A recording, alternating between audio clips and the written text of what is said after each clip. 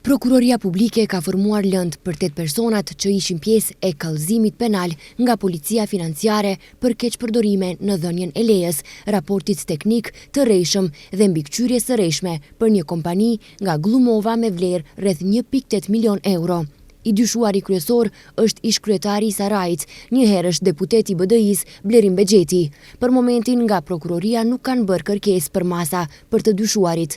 Është formuar lëndë dhe i është ndarë prokurorit publik për veprim. Deri në këtë moment nuk ka kërkesë për masa të paraburgimit.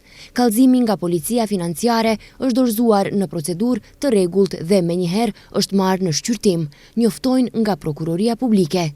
I dyshuari i parë, Blerim Bexheti, thot se kallëzimi penal është porositur drejt për drejt nga kryeministri Christian Mickoski për të bërë, siç thot, presion ndaj BDI-s me qëllim zgjerimin e shumicës parlamentare. Kallëzimi penal i ngritur nga policia financiare është tërësisht i pabazuar. Dhe për këtë arsye, ne do të ngrem procedura përkatëse kundër drejtorit Slobodan Ivanovski dhe zëvendës drejtorit Ilber Imeri, si dhe 2 personave të tjerë që së bashku si një bandë e organizuar po implementojnë këtë orkestrim të persekutimit politik. Ne do të dëshmojmë përmes provave që kemi se urdhrat vinë direkt nga kryeministri Mickoski, e cilat janë një përpjekje e drejt për drejt për të ushtruar presion mbi mua si deputet me qëllim e ritheksoj rritjen e shumicës në parlament.